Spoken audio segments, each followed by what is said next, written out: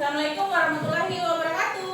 Waalaikumsalam warahmatullahi wabarakatuh. Apa kabarnya hari ini? Alhamdulillah sehat walafiat, luar biasa, tetap semangat, yes yes yes, Allahu Akbar. Kurang semangat. Apa kabarnya hari ini? Alhamdulillah sehat walafiat, luar biasa, tetap semangat, yes yes yes, Allahu Akbar. Ya, masih semangat untuk menerima pembelajaran hari ini? Nah, sebelum kita memulai pembelajaran, Ibu mau tanya, ada yang tidak hadir hari ini? Ada. Sakit ya? Oke, kita doakan temannya yang tidak turun hari ini supaya bisa sehat kembali dan ikut bergabung bersama kalian menerima pembelajaran. Amin ya. Jadi sebelum kita melanjutkan pembelajaran, kita berdoa terlebih dahulu ya. Silakan Ramadan dipimpin doanya. Siap, siap. Kita belajar marilah kita berdoa menurut kepercayaan dan agama masing-masing. Berdoa dimulai. Bismillahirrahmanirrahim.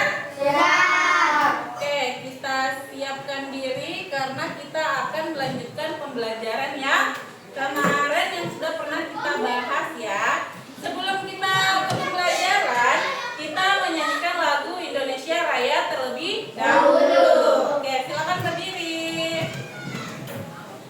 Ya.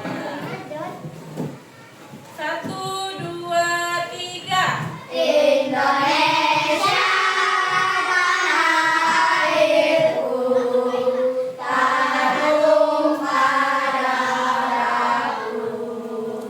Di sanalah aku berdiri, jadi pandu ibuku.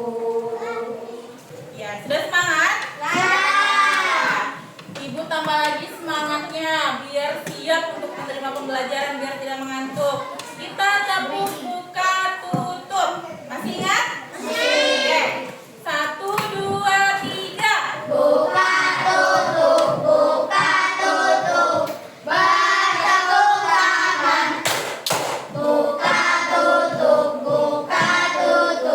tepuk tangan lagi. Digulung-gulung,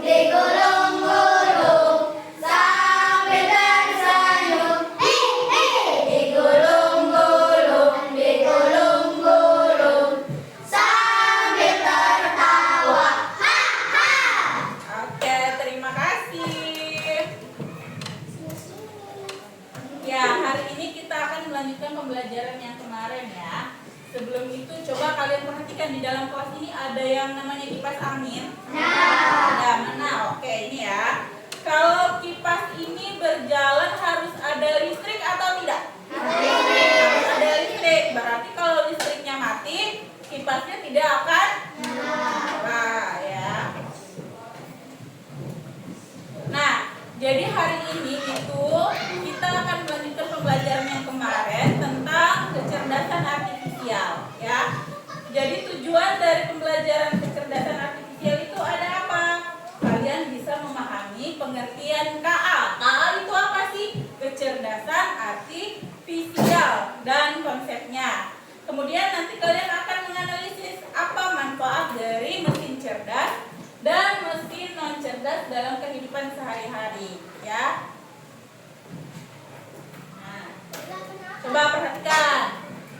Ini apa namanya? Kipas angin. Kalau ini ya penyedot debu. Yang di sebelahnya Google Maps yang ada di HP ya. Kalau di ujung kalkulator.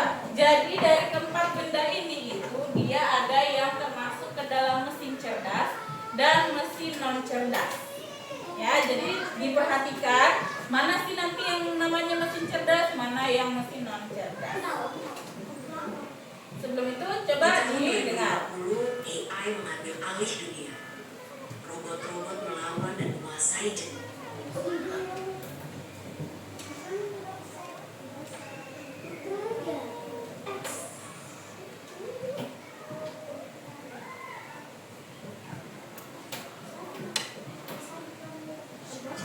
Di tahun 2050,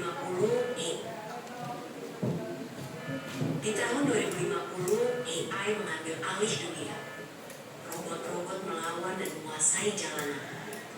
Manusia yang selamat diburu habis-habisan. Akankah kita bisa bertahan? Oke, jangan takut dulu. Ini cuma AI yang ada di film-film. Nyatanya, mereka nggak senyelengin itu. Tapi, apa iya? Apakah ada ancaman tersembunyi dari AI?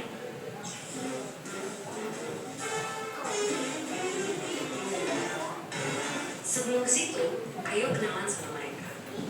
Simpelnya banget, AI adalah program yang didesain untuk berpikir dan ngambil tindakan kayak manusia. Mereka bahkan bisa belajar sendiri lewat latihan yang dikasih programnya, biar bisa diajak ngobrol, ngolah informasi, sampai punya kesadaran selevel anak bayi. Dan fitur-fitur keren inilah yang bikin CEO Tesla sampai prediksi kalau AI bisa lebih pintar dari manusia. Yang sebenarnya ini juga bisa jadi tanda bahaya, seperti yang pernah dibilang oleh sang perumus Theory of Everything. Tapi, apakah dunia akan segera hancur karena AI? Ternyata, enggak juga. Karena bukan memburu manusia, tapi mereka bakalan jadi pesaing kita di pekerjaan. Dan, kalau kita merasa kerjaan kasar yang terancam, dan yang industri kreatif itu aman, coba pikir lagi deh. Karena sekarang udah ada program yang bisa bikin gambar apapun sesuai instruksi dalam hitungan detik. Dia yang bisa bikin lagu tanpa perlu les musik, atau sampai program yang bukan cuma bisa bikin caption dengan instan, tapi juga bisa nulis buku dalam 24 jam. Jadi, apakah para desainer, musisi, sampai penulis juga akan segera digusur oleh AI? Ya, AI emang bisa jadi pesaing manusia, tapi bukan berarti kita akan langsung kehilangan pekerjaan gitu aja. Cerdas. Sebuah mesin dapat dikategorikan cerdas kalau dia mempunyai kemampuan untuk belajar dari pengalaman, menyesuaikan diri dengan perubahan dan tanpa perlu diulang-ulang, kemudian dia membuat keputusan sendiri berdasarkan data yang dikumpulkan. Ini cara kerja, adaptasi dan pengambilan keputusan. Kalau mesin cerdas, dia bisa belajar dari pengalaman dan memperbaiki kinerjanya. Kalau mesin non cerdas hanya bekerja sesuai instruksi yang diprogram. Kalau yang mesin cerdas ini contohnya ada yang tahu sudah dari ini penjelasannya, ada yang tahu nggak contohnya mesin cerdas apa? Kalau kipas angin kira-kira dia contohnya cerdas atau non cerdas? Non cerdas. Kenapa? Ya, karena dia bekerja sesuai dengan instruksi manusia, ya kan? Dia hanya bisa menyalakan, dimatikan, nyalakan, matikan. Kalau kita tidak menggerakkan, dia tidak akan nyala sendiri, ya tak? Nah, kalau yang mesin cerdas, tanpa kita gerakkan, tanpa kita sentuh, dia bisa bergerak sendiri. Contohnya apa? Contohnya robot yang bersih-bersih tadi, ya kan? Dia bisa bekerja, dia kalau ada barang, dia geser sendiri. Kemudian adaptasi, dia bisa menyesuaikan diri dengan kondisi baru tanpa perlu diperintah. Contohnya yang ibu bilang tadi, yang mesin cerdas, yang penyedot debu, sudah kita nyalakan, dia kerja sendiri. Tanpa kita arahkan kemana-mana, dia kerja sendiri, ya kan? Kalau non cerdas, dia tidak bisa menyesuaikan diri, hanya mengikuti pola tetap. Contohnya, selain itu ada di kalkulator.